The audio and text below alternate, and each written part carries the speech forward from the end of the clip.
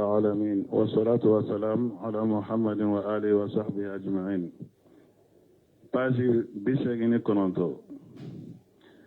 فمن صرف منها شيئا لغير الله فهو مشرك كافر. والدليل قوله تعالى: ومن يدع مع الله إلها آخر لا برهان له به فإنما حسابه عند ربه إنه لا يفلح الكافرون. الرحيم والصلاة والسلام على نبينا محمد وعلى آله وأصحابه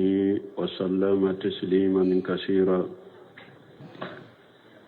سبحانك لا علم لنا إلا ما علمتنا إنك أنت العليم الحكيم. أستغفر الله الذي لا إله إلا هو الحي القيوم وأتوب إليه. اللهم انفعنا بما علمتنا وعلمنا ما ينفعنا وزدنا علما. بي اللهم ساسوي هجريا باكلاني كمناني أني بيناني أني صبر سهر الجماد الآخر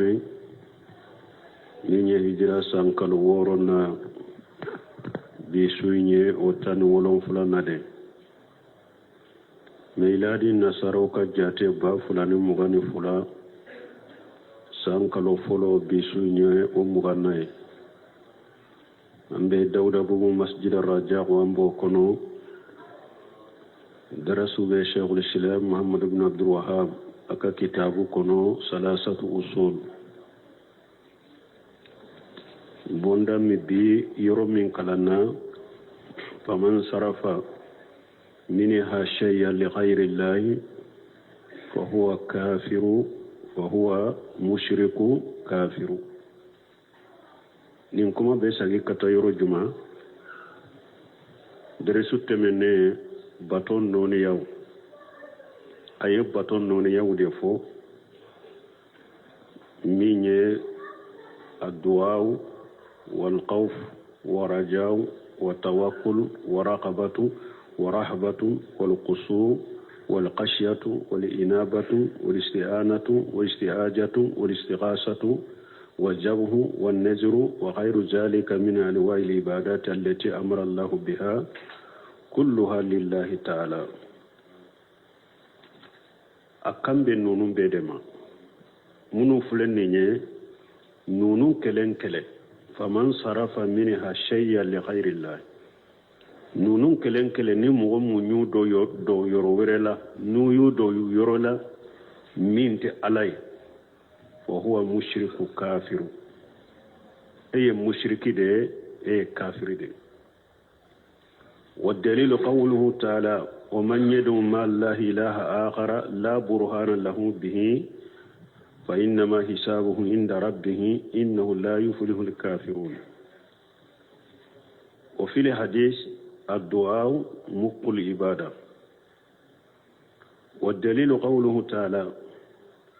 أفلك دامنا أيبتم منون فوكوفي أباك كولور كلن كلن فوسيسا كابك الدري لفو أيا دامنا الدعاء دي لفلو أكا جانتو أولا باتو منون فورا كوفي أفلك ناولو كلن كلن كالدري لدي مين بايرا كنو يو كفن ورمين دي علي مشرك يكافرية أقويا ومن يدعو مع الله إله آخر نمغو ني فين ولا كفر عليك يبتو فين بتو كفر عليك لا برهان له به دلتي بلولا دي فلان كفويا دلتا على أبدا parce que ate ciden shika dina kono fulan kafoya ni mogo ye fen wure bato ka fara ala ka ye fen wure wole ka fara ala ka della shiti bolo ola fa innama hisabuhu inda rabbih otigla mogo e ka korosili bi tigi ala defe innahu la yuflihu alkafirun kafiri fanaten ni yoro ala fe ni aya ya yiranna ko ni ye fen wure wole ninte ala ye kafir de la nyino yode parce que ko innahu la yuflihu kafiruna ni ye fen wore bato ka fara ala ka ye fen wore wele ka fara ala ka ye kafiri de ako anana hadisa kono ko duwawu ko bato sembe de do nunum bena prepare latige wa dalilu qawluhu ta'ala o delay munye ka fo duwawu ala bato sembe de do ube hadisa wore bena ambunu franfansa duwawu ala bato dore do addu'a huwa al-ibada hadisa do bena duwawu ko de to ko bato أي آية وقال ربكم ادعوني أستجيب لكم إن الذين يستكبرون عن عبادتي سيدخلون جهنم داخرين نسره يموني وقال ربكم أي أمركم ربكم وقال ربكم أكره موني أو تيجي على يوم مريا أتيجي يوم مريا وقال ادعوني أستجيب لكم أو تيجي يوم مريا كافو أوما kwaka ale ala wele kwa ba jabi amara bi du'aihi subhanahu wa wa'ada bil istijabati ala masami senalendo ayenya marali keni akaweleliye kallahiru nyogonyani jabu fanaye wa haja min karamihi subhanahu wa ta'ala ninye ala ka fonnan sirade masami selaneno akortalendo li'annahu khaniyun an du'aina ala karilendo kabo aunka batuma ala makoshitanka batuma walakinna muhatajuna lidu'aihi subhanahu wa ta'ala ma ande hatagilembe ala welelila ande hatagilembe ala kabatola fa huwa ya'muruna bima nahtaju ilayhi wa bima yuslihuna ala bake kanya mariya an hatagilembe minna ala bake kanya marano ye ani mimba anye ala bake kanya marano de wa huwa subhanahu yaqdabu in tarakita suwalahu ala masami selanrendo ni ale ka woleli toye abe dimi korode ala deli ni mo minye ala delili toye ala be dimi koro bainama al makhluq yaqdabu in salitahu me dan fen fule ni ale deli doro ale be dimi koro de dan fen ni ale deli abe dimi koro hari ni mi ma dimi koro ika delili folola akera fula akera saballaba be dimi koro wali haja yaqulu sha'ir ninde koso baitul kala doko Allahu yaqdabu in tarakita suwalahu wa bani adama hina yusalu yaqdabu ko ala be dimi ni ala ka delili toye ko ala be dimi de ko mi hadama de niya ale deli niya ale deli de niya ala delili toye da be dimi koro mi hadama de niya ale deli de abe dimi koro ni ala delili tora yede ima ala deli ale be dimi koro mi niya hadama de deli ale be dimi koro de wa yaqulu akharu baitul kala wareko فلو سئل الناس ترابا لو سقوا إذا قيل هاتوا أن يملوا ويمنوا بيت الكلا وركو كوني هاري هذا مدون نيو دلي بغدلا بغمغو تشنجي هاري ني هرم دين دلي بغدلا أكتلي ني كوهما نيندي أبلافو أبيكما انتيالا هاري بغو har bogo ni hada maden de la bi kumanti ala iko ewa bogo do dia yata kadi iko bogo do dia yata di alaba abe salaya abe lafu abi kumanta te so yerema har bogo fannasu aqsamu salasat hada madun kalite sabade do ala walelila hada madun ye kalite sabade al awwal من لا يدعو الله أصلا فيكون مستكبرا عن عبادة الله مغفور من على دلي رفيو أتي على بطو أتي على دلي فيو ننتي لمغبا فنما كو يربونا بغا مين يربونا كبو على بطو نيم مغفور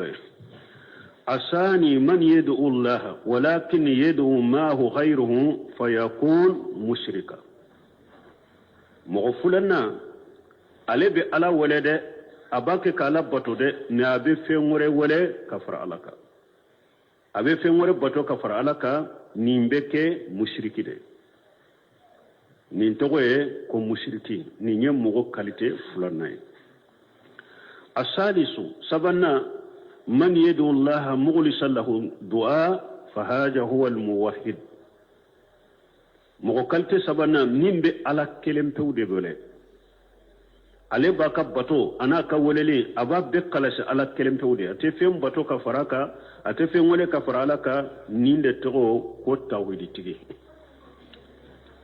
نين تغو كو توحيد تيغي في الحديث أنا نهر سكن أن النبي صلى الله عليه وسلم قال الدعاء مقل عبادتي أنا نهر سكن كروتشيدن كو دعاء كوباتو سيمبدو وفي رواية الدعاء هو العبادة ناتشوكو دولا كو على ولي دعاء كو يرد باتوي فهذا يدل على إذن دعاء نمبا يرانا كو باتو يفيمبادي nimba irana duawu ko duawu femba de do wa annahu ajamu anwa'il ibadat ko bato kan noni yaw bela duawu de kabona be bato noni ya kacare ne bato kan noni yaw la duawu de ya abelebele bay li anna rasul sallallahu alaihi wasallam khala muqul ibada parce que tiden ko ala wele fule duawu fule ko bato sembe de do wa fi riwayati du'a huwa al ibadatu na cogo yere dobe yere cidon ko batwa ala wole yere ala deli yere ko yere de bato nya wa riwayati saniya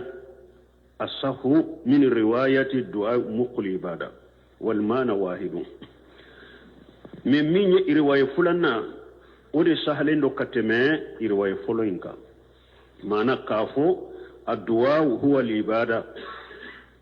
harisana na cogo ya fuladela ni riwaya de sara addu'a huwa al-ibadu huwa al-ibada o riwaya de sahlendo min na chugo min na du'a muqul ibada o masaha ona na hadisa minna o masaha do inde sahlendo mi ube mana kele kayra ko du'a wi femba de batola fal hadisu bi riwayatayhi yubayyin ijama du'a hadisain ka irwaye fula nu farala nyogon ka abe ewa minye ewa duawi abe duawi aba ayiranna ko femba de no abe duawu bonya de ira anko han folo du'a huwa libat fa ya yadillu ala ajimi du'a obe duawu obayira ko femba do yamfana ako yubayyinu ijama du'a aba yiranna ko duwawu ye fembare wa annahu huwa an-nawl a'jam min alwa'il ibadat ko duwawu bato kan noniya belebele ba ko adode duwawu ye kama qala sallallahu alaihi wasallam al-hajj arafa ko mi ciden ko cogomi ko hiju yere arafa de bimana anna al-uquf bi arafatan fil hajj huwa urukun al-a'jam min arkan al-hajj wa kuma lanyine munye mana ewa arafa joli hiju fana jonsen wula arafa joli de hiju ka jonsen berebere bay walaysa manahu anna li hajja kullahu huwa arafa ciden kali salla nyini te ko hiju beye arafa de la nyini yede hiju jonsen kumbaba arafa de do walakin al uquf bi arafata huwa a'jam arkan al hajj la nyini yede ko kajo arafa hiju fana ka jonsen berebere bay ode كذلك ليست العبادة محصورة في الدعاء أبو تكو كلندلا باتو ينفنا باتو بيت دعوين كنو أتكم باتو بي دعوية ولكن الدعاء هو أعجم أنواعها نلانيني باتو يدعو كنوني بلبل بادو دعو باتو كنوني بلبل بادو ولهذا قال الدعاء هو العبادة نند كوسو وتشيدن كوكو بدو دعو على ولي kode togo ko bato min babi tajimi du'ai wa bayani makanatihi o hadi salla nyamunye ka du'u bonya yira ani ka duwawu jɔyɔrɔ yira ka banganye silamiya kono. ثم ذكر الشيخ رحمه الله أدلة أنواع العبادات وكفى الشيخ محمد بن الوهاب أباك كا بطو كنونيا دليل وفو التي ذكرها وهي الخوف والرجاء بطو نونيا جمعون بين نا يوفو نا بينا أو بيت دليل فو كله كله أنكو أفولو أنيو فو سيسا ودليل فورا من يدواوي أتوبنا الخوف والرجاء والتوكل ورغبة ورهبة والقصور والخشية والإنابة والاستعانة والاستعاجة والزمه والنذر وخير ذلك من أنواع العبادة التي أمر الله بها كلها لله نمبتون نونيا من فرن نمببك على دي دونك أبا جانتولا نونم بيد ككلن كلي دلا بنافو كونيا كلن كلي دو يورو ورلا منت علي يم مشرك يكافري afule ka folo doya duwawu ala wele baton min do ni mogo ye fen wele minte alay ye kafride ye mushrikiye ye kafriye ala kelemto de be wele anya fo kofe an ko bato ye togoya fulade duawul masaila wa duawul ibada duawul masale munye ala deli ala ngarjage ala dente bolo ala tora dobin ka tora inta ka bonka ala ma ko be hera dola sama kanama uba fo nende ma duwa wuli masaila ala deli ala kelemtew de be wole ni tawa fe nunu kele fe nyuni hadam dam fe ninte dam fen ka baray bara munun kere kirani alay nuyu dola kele nyini dam fe ka dam fen wole ko nyina fe ye mushrike ye kafiri ni ko kaburu tigima ko aka dendi ema ye musirka ye kafiri sube kaburu kono ube woliju be jamana werela ebe jamana werela ko mabaru shegu dedo ebi kanto ni donna kono na filila alebe jamana werela ebe jamana werela te nyogonka ube be dugu werela ube su iya were karasa ninkenye ye musirka ye kafiri ye kafiri ninkado aya koso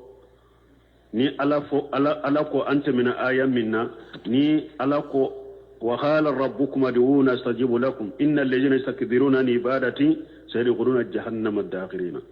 ala ko ayen wole mbaw jabi mogo munum bu yere bonya ka bonne ala ka wolelima mogo munum bu yere bonya ka bonne ala ka batoma soni ubena do jahannaba kono dogoyale ani anye aya min kala kofe ومن يدعو مع الله إله آخر لا برهان له به فإنما حسابه عند ربي إنه لا يفلح الكافرون أن تشيدون كو الدعاء والعبادة ودل فلن نونون دي كوني مغو نيه فنوره وره دام فنوره ko munun kire kirani ala ka baraw de ni ala kelemto de boke nu yo kiren kele nyini dam fenfe akera shego ya akera maba akera kaburu tigi akera jinna yewa ewa iye kafiriye iye mushrike ye kafiriye ibora silamiya kono pew ni nyefolo ye والدليل الخوف قوله تعالى فلا تخافوهم وخافوني إن كنتم مؤمنين. الخوف أنواعه ودليله سيرانيا فنا سيرانيا كسيرا فيني باتو ديدو أكنوني أو بنا فوانا كدليلو.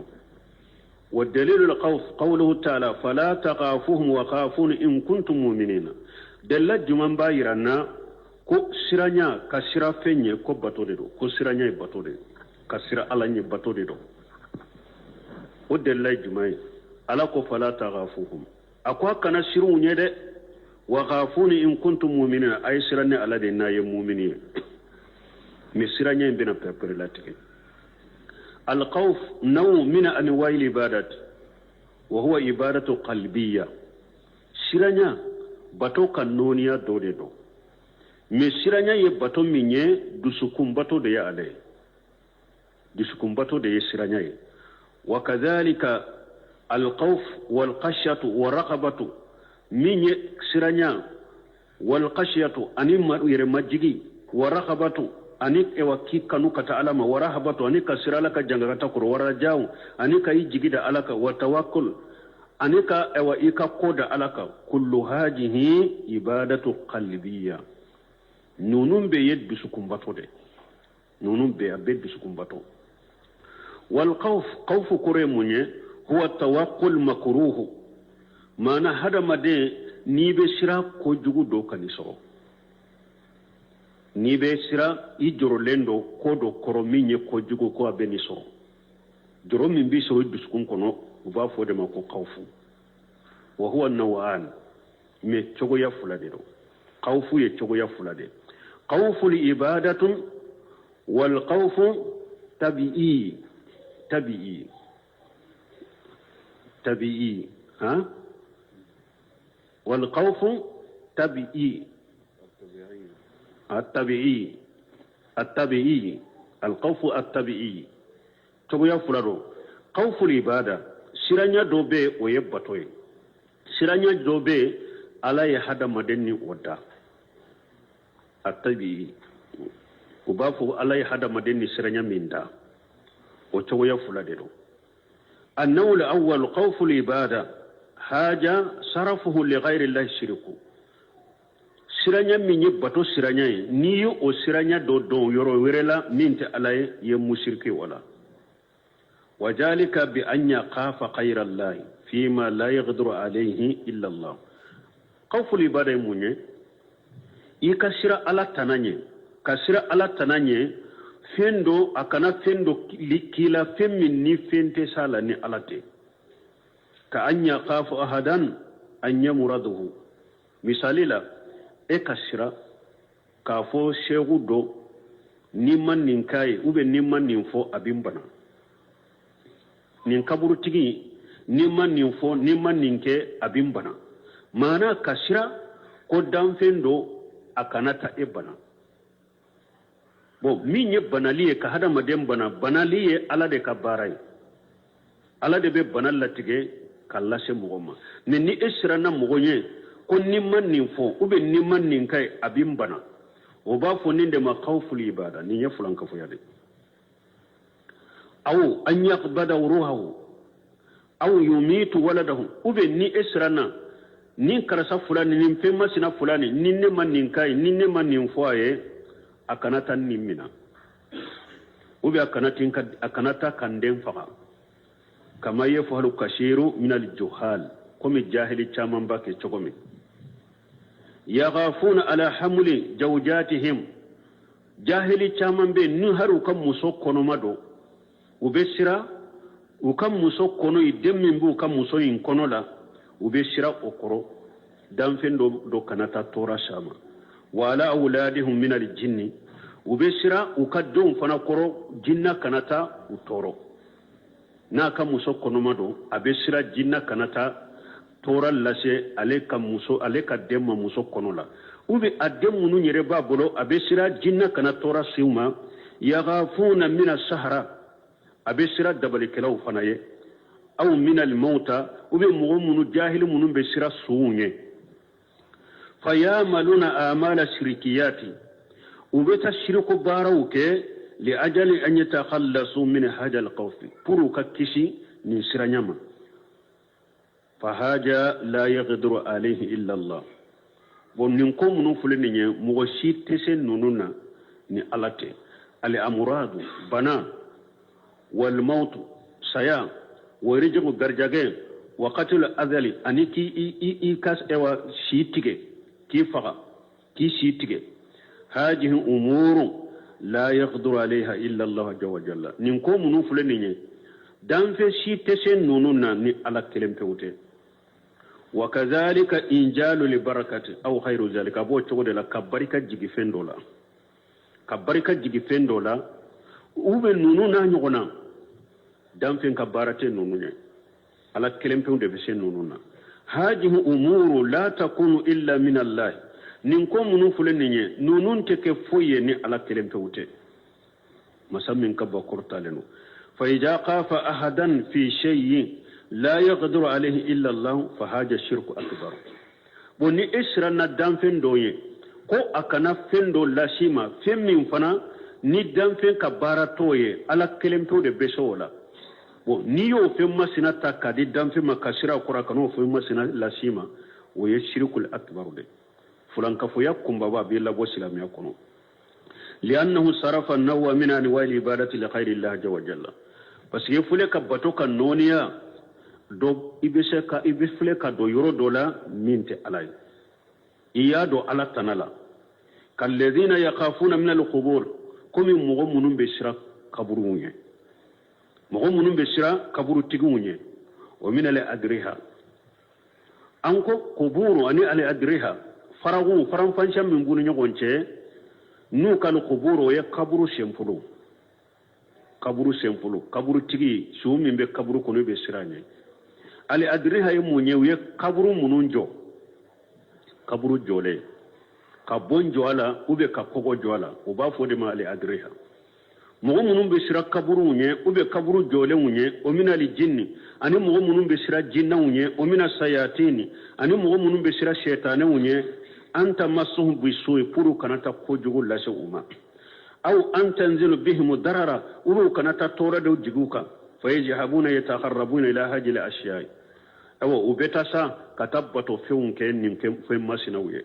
ubetu yere gre ni fe masina wala ni bato feunye le dafu darariha aw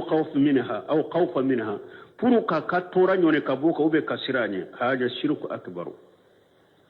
ni nyefulan ka fuya kumbabe يقول أخاف إن لم أجبه له أن يشيبني أو يشيب أولادي أو مالي مثالي لا كبرو باتومي نيون يالم بجمنا نونكم نين كبر تيجي مسنا أو نين متى كان تيجي لك على مبشرة أكنتا أو بناد الله سما وبي أكنتا بناد الله سندهم دهم وبي أكنتا كسرة الله سنكا نفرما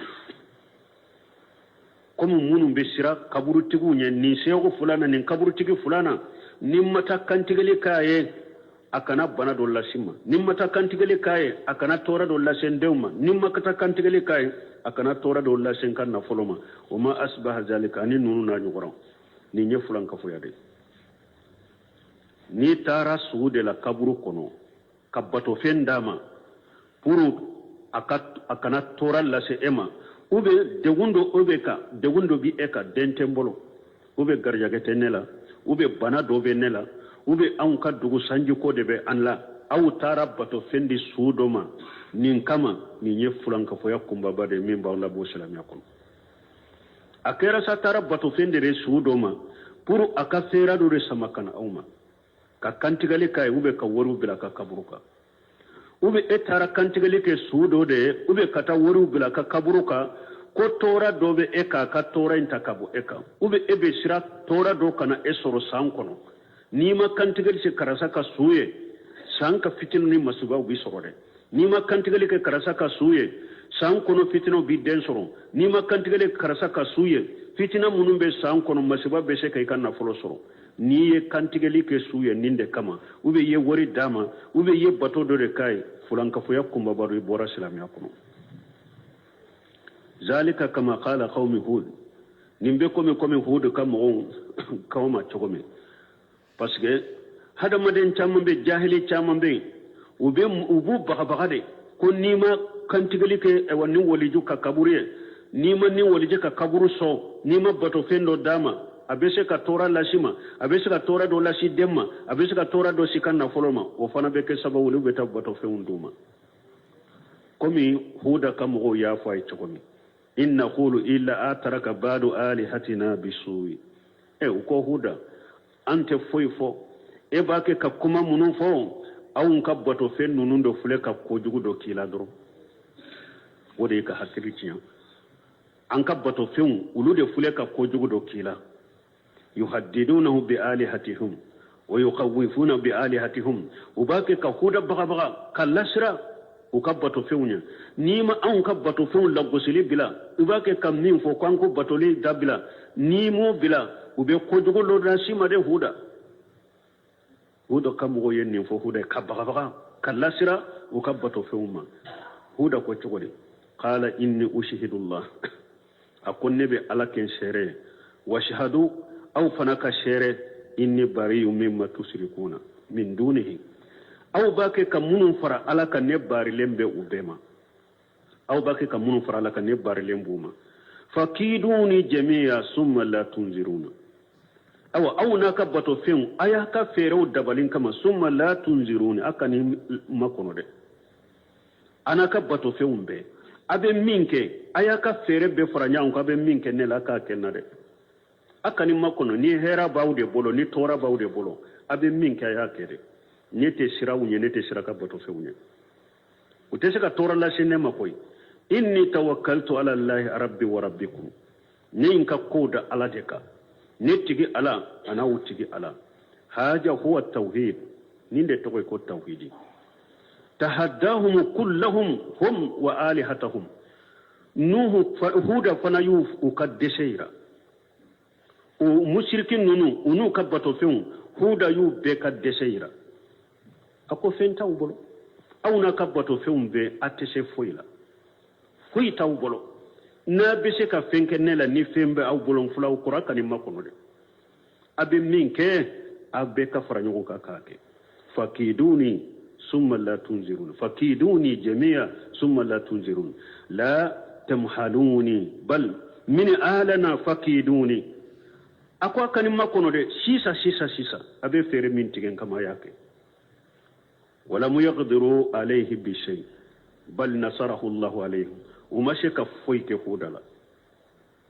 ala yahuda de muka yerede awa mbalimo ni mugo ko tawhidi ni mushriki munun fule jiya kono wa u yerewo u ka shego u ka mabawo u ka kaburu tigiwo tawhidi tigi kanai ko fule ni silai u be bagali fo kana sirunye amma bawo a shego a kaburu tigiyo a jinna tigiyo nu ka bato fewum be anu ka setanu be farla nyungu ka koy be etor be fenkile te suka foy kila alama millati ge te suka foy kila donc kana mo shi baga ni shegun ni nuni ma ba nunu ni woli jun nunu munu bu fo ni kaburu tugu nunu munu bu fo u kana tawhid shi baga ni nunu nya huda nunu baga ni nunu nya huda kon fulaw koro ana ka bato fa be se ka minke sisa akani makuno sisa ayake umase ka foike ala yahuda de muka yere awa tawhidi tigi bebe nin chugudela ni ala mina ka alata fo anyema yika chiren ta fo anyema bi baga ni fo fengo fenya bengalo afuite se ka fenkila alaysa allah bikafi abdahu wa yuqawifunaka bil ladina min dunihi ala ko yala ne ala tinka jon wasawa ubake kaw baga ni fewnye mununte alay ubawka kaw baga ni fewnye mununte alay falladhi yaqafu min khayri allah mu'min ni ebe sira ala tananye fima la yaqdiru alayhi illa allah femmin fana dan fen shetola fo ala kelempon haja yakunu qad asraka sirka li akbar nin tigila mo ey fulana fara ala ka fulan ka fo yakumba ba ni esra na dan fenye fendo koro akana Allah shima femmin fana ta barai aka barai ala de ka barado esra na le kano sheema iye fulana fara ala ka fulan ka fo yakumba ba esra na dan fendo nye ko akana ebana esra na dan fendo ye ko akana ewa tora la sheka na fuloma esra na dan fendo ye kana tora da la sheka deuma e kana esra na dan fendo ye akana ewa hera mimbe e ka kana wuli iye fulana fara ala ka parce que ka hera sama kana mogo mala kelempu de ka barado ka tora ta kabo mogo ka ala kelempu de ka barado ka tora la se mogo mala kelempu de ka barado ni esira na danfen donye ko akana o tora de la se ema iye fulan na fara ala ka fulan ka foya kumba ba ibora silamiya kono wa haja yusamma qawful ibadat ube ninde wele tawhidi konona la ube ninde wele aqida konona la ko siranya ka bato ko siranya batolama wa khawfu shirk uba alede wele fana ko fe wa siranya fulan ka foyama kathiru fi nnas wa khawfu shirk kashiru fi nnas ewa siranya minye fulan ka foyaye o kacha mo la de siranya minna to ye fulan ka foya siranya o kacha mo la de yaghafuna min al-qubur mogo chaman be mogo dobe ubesira kaburunya ubesira kaburu tikunya aw min al-awliya ubesira walijunya yaghafuna min ash-shaytan وبسرا شيطان وني يغافون من الجن وبسرا جن وني ولذلك يقومون بتقديم القربات لهم ودي قصو وباكي كولي كباتو فيهم كي ويه niya ye ube bato fenun ke walijuye kata kantigele ukaye ka kulunkula koro ka sujudi bi aye ubake mun kama usiranen de baye usurana yede ode ato uboke nuye ubeta kaburu so kata fendi kaburuma usirana kaburu nyede lahum القربات لهم يقدمون لهم جبائها والنذور والأطعمة وغير ذلك min ye kaburu ye u bɛ taa kantigɛli kɛ kaburu la u bɛ taa dafalen kɛ kaburutigiw ye u bɛ taa dumuni di kaburutigiw ma olu n'a ɲɔgɔnnaw mina nugud min ye wariw ye yalqunaha ala adirhatihim u bɛ taa wariw bila sugu ka kaburuw kan min ajal an yaslimu min sarrihim pour u ka kisi kaburutigi ninnu tɔɔrɔ ma aw yanalu min khairihim u bɛ ninnu bɛ kɛ pour kaburutigu nunu hera min be kaburutigu la ulu ka kaburutigu ka hera soro fahaja huwa khawful ibadati ni ubafo ninde ma ko siranya minye batoye ni siranya sugu manka do danfela ni siranya sugu kanka ke ala dela woni ni siranya sugu ke danfena doro ubafo ninde ma khawful ibada ni nyefulan ka fuyade min nyonya lendo jamana inkono kata lafaw kata tasaw bila kaburu ka mogo be wori do ala kantigelu be ke kaburu la ube sira kaburu tigi kana tora lasuma ube tamake kaburu tigi ka hera do sama kana uluma ni nya fulan ka fuya de fulan ka fuya kumba bade fure ni nabi labo islamiya kono mogo be ni barala uba fo ninde ma khawful ibada annahu sani alkhawfu attabi'i siranya minni alai hada madenni odda ote khawful ibadai wa huwa an takhafa min shay'in jahiran yaqdiru ala ma takhafu minhu wa yamunye ikasira fendo ye mi abe kenedeka ebe sira akana min la shima fana abe se ko shima fana misalila ka an takhafa min al hayyati aw al akhrad aw min al adwi misalila ikasira sanya obe ekasira bunteninye obe ekasira ika jugu donye marafa ba bolo kana ima ube ba murubi ka jugu bolo kana ima murubi jugu bolo kana ima kasira ibe siranya minke niye ni siranya te ala bato sirayede ni siranya min fule basi te ni ala hada madende ni ndade mogo shekote ni siranya na kasira sanye inya be sana nye siri makasira nye kire nyini ube kabere do nyini kafa basi tola ni nye siranya minye uba fe siranya minni ala hada madena da mogo sheko tola ube ikasira bunte ninye ube ikasira ikajugunye alai hada madini siranya dade hajihi umuru jahiratu wa ma'rufatu parce que nununye ko mununye nunun bangalendo nunun be kenedeka nunun donende do fana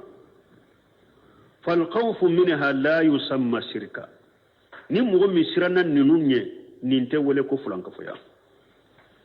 nin ko sugu minu fure ni sirana wulunye ninte wole ko fulanka foya o te wole fulanka foya haja khawfu tabi'i ni nyede dancogo kasiranya de min shay'in jahir ma'ruf ni nye fende femmin bangalende adonando li annaka takhafu min sababi jahir parce que efule kasira sababu do de sababu min be keneka o matlubu al wiqayatu minhu ewa anyini nendo fana iki ewa yire koloshi o suguma wal hajaru minhu anyini nendo fe iki yire tanga kabama iki yire koloshi kabama fana ta gujul shilaha ibese kabamuru dota ta gujul asa ibese kabere dota li qatl hayyati wal akhrabi wa qatl sabun ibese kabamuru dota ube ibese kabere dota ka safaga ka bunteni faga ube minye ewa fenyana mado ka faga basitika nonona li anna hajihi umur mahsusatu parce que nin ko nunu mun fule nye nunu nye kene kan kowde wa fiha dararun ma'lum tora bula fana tora min donendo fana ni ala ya she duma ubese kake فإذا خفت منها فهذا لا يسمى شركا bon ni sirana nonu nyen tewele ko fulan kafuya ni siranya tewele ko fulan kafuya bal yusamma khawfa tabi'iyya ube ninde wele ko siranya min bi hadamade dan jogola ولهذا قال الله في موسى عليه السلام ninde koso ala ko Musa ka kibariyala fa kharaja minha Musa bora misra qaifan asranle yataraqab na be joro akanyini bagaw kana soro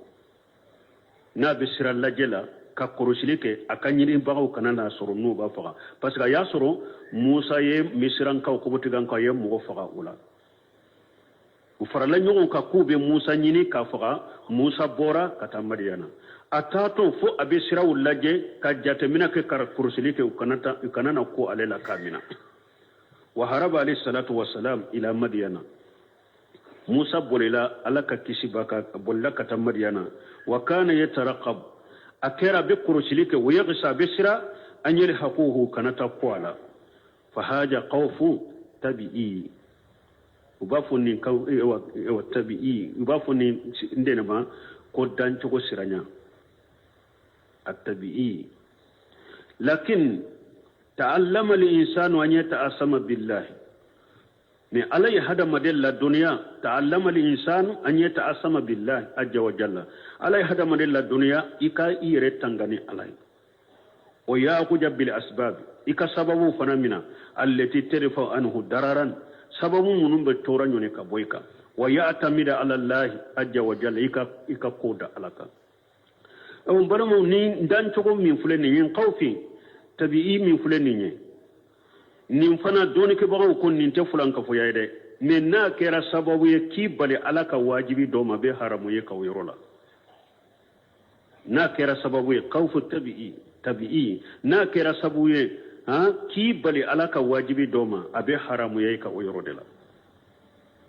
men na mi bale ama o siranya sugu mi bale alaka wajibi do ma fulan ka foya te basiti ka wala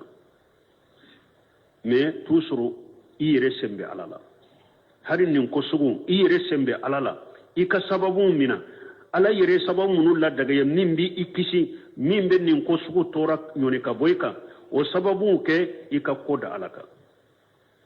wa yatawakkal ala allah qala ta'ala fala taghafum wa khafun in kuntum mu'minin surata ali imran kono ala ko kana shirunye ay siranne ala nyede na yem mu'miniye ni fora ciden ka qisa ani mushriku hudi do لما توعدهم المشركون تمام المشركون يؤمنون الله نغنيا قالوا نرجو إليهم ونستأصلهم وكو أمبساغي كتا مؤمنون ما أنكو توبة دفنكا بفا فالله جل وعلا يقول وتمام أنا نفو تيدن ناكا سيبو يم مدينة هودي دو تمام كليبانا مشركو ساغرا كتا مكة وشيرا يرو دي دم وفو الحمراء لأسد وشيله ويرما ونمسرا وكو بيان أنفرلو ما تقومي أنت بيني ونصر أولا أنك ساقي كتوما أنك تا وبيفغاشي أكلي نينكيلا ويتشيدو أياسرو مغدو بنا مدينة وياتشي كوا كافو ewa محمد ناكا جماعي كو ساقي توري كنادي كو بينو وبيفغاشي أكلي تمامي تشينا أنا كافو تشيدني صلى الله عليه وسلم مؤمنون مدينة uko hasbuna allah wa ni'mal wakil uko ala ya musanyan ka kodi alama tuma min ninkira la ko inna majalikum shaytan akonni woleli min fule kana auma abora shaytan de fe yuqawifu awliya'ahu na ba ka kawla sira akabisi nyoma fala taghafuhum wa khafun in kuntum mu'minin akana shiru nyade ayne sira ne ala de na yi mu'minu ye أي أن هاجة التحديد وهاجة الوئيد نمبغ بغلين ننكن كرمدام من فلن من إنما هو من الشيطان أبورا الشيطان دفع أي يخوفكم أولياءه ني شيطان باكي كو بغا بغا كو لا سرا أكول جوني كو لا سرا كبش نغوني أو يخوف من أنقاد له من الناس وبي أباكي كم بغا بغا مغم نيو يري كورو شيطان بغنين كي برو كولو دي بغا بغا كو لا سرا mogo munu nyu yere kolo shaytane wa khafa minhu shirana shaytane fa innahu yatasallatu alayhim shaytane be wasalletilike abe ulu yere de soro abe koke ulu yere de la abe ke ka ulu de bagawa me aw mu'minu tere abe komi aya yi inna ma zalikum shaytanu yuqawwifu awliya'ahu tawsir fulade babola tawsir kelaw bolo imma la nyini nim ban kankari madani bagabagali bora shaytane de fe na baw bagabaga kabisi nyoma shaytane ka jamaye jama minya bake kawla sira aka jama de nya ni tawsiri do a tawsiri do ye munye inma jalikum shaytan yuqawwifuhum inma jalikum shaytan yuqawwifu awliya'ahu nin kankari madan nin bagabagali bora shaytane de fe mogo munu yere yen yere koro shaytane ka sira shaytane yere nabu bagabaga pour ka fen kula nin fana anye duwawu ka fo ka fen wore minte alaye ko munu kere kere fulan ka foya de wo fora de raw fora minye ka sira fen wore fana ye minte alaye siranya minye qawful ibadat ube siranya minye qawfu shirk ni yo siranya sugu fana ke o fana fulan ka foya de o fana delila fora mi minye siranya minni alaye hada maden no dade kasira sanye kasira waranye kasira bunteniye kasira ijugunye nunu na nyogona to do fulan ka foya kono ma kani bil ibali alaka wajibi do kelila akana do ini alaka wajibi do che donc siranya ubetila min chogodela mi siranya sugu minye fulan ka foya e siranya sugu minyo nyale ndo anka jamana kono kasira segunye kasira mabawunye foyi tese ka fo jamana kono fo mogo chama yere nyina na ala ko nyina qur'ana ko nyina hadisa ko anka segu anka mabo wali jumunum be kaburu kono unyate ala yere la unyate qur'ana kola unyate hadisa kola jama dala je yoro yo kuma yoro yo mogo chama nyenyo soro yoro munu na ko gelew nana o anka mabo anka segu nunu anka wali jumunum su munu be kaburu kono balma ni ko sugu munun fulen ni nye fulan ka fo yawde munun be hada model labo dina kono ni ko gelen nana awu nyana alate ko gelen bo awka fu ma ban nunun de bisika ko gelen bo awka shegu nunun de bisika ko gelen bo awka ube su munun be kaburu kono fo aka dama kasi wulude ra ko wulude wole wulude bisika ko gelen nunun ni fitina nunun nyoni ka boka ni nye siranya minye ni nye ko minye ni nye fulan ka fo yakumba bada bi labo islamia kono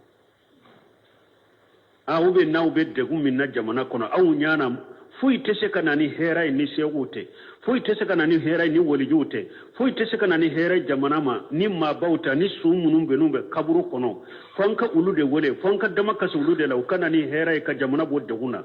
ni haklina sugube mugo la ni nyefulan ka fu yakumba babbe abil labo islamia kono ko ni ngafamu ni nyefulana bi dresu munum fora minye ewa duwawu ala wele wate do yoro shila ni alate ni yodo yoro wele la minta alaye ye fulana faralaka fulana siranya minto ko bato siranya ni yado do yoro wele la minta alaye ye fulana faralaka fulanka fo yakumba bay bora islamia kono wati sa subhanakallahumma rabbana bihamdika ashhadu an la ilaha illa anta astaghfiruka wa atubu ilayk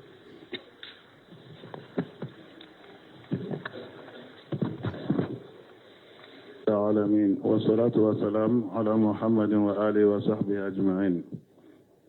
باشي بشكل كنتو فمن صرف منها شيئا لغير الله فهو مشرك كافر والدليل قوله تعالى ومن يدع مع الله إلها آخر لا برهان له به فإنما حسابه عند ربه إنه لا يفلح الكافرون. الرحيم والصلاة والسلام على نبينا محمد وعلى آله وأصحابه وسلم تسليما كثيرا.